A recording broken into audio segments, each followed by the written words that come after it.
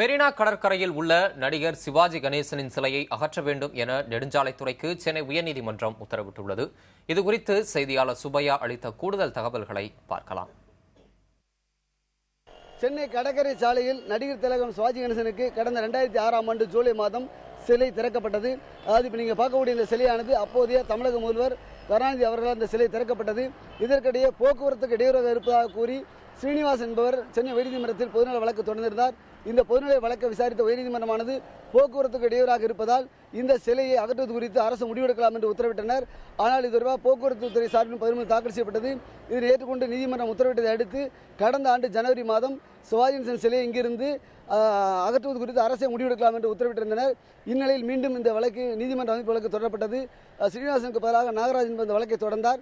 தற்போதைய நிலையில் சிவாஜி கணேசனுக்கு மணிமண்டபம் கட்டப்படுவதால் அங்கு இந்த சிலையை மாற்றுவது தொடர்பாக தங்களுக்கு திட்டம் இருப்பதாக தமிழக அரசு தகவல் தெரிவித்தது.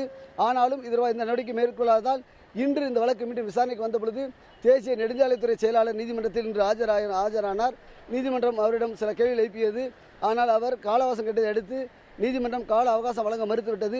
மாறாக சிவாஜி கணேசன் சிலையை நவம்பர் 16ஆம் தேதிக்குள் இங்கிருந்து அகற்ற வேண்டும் என்றும் அகற்றிவிட்டு இது தொடர்பாக அறிக்கையை தாக்கல் செய்ய வேண்டும் என நெடுஞ்சாலைத்துறைக்கு உத்தரவிட்டுள்ளது.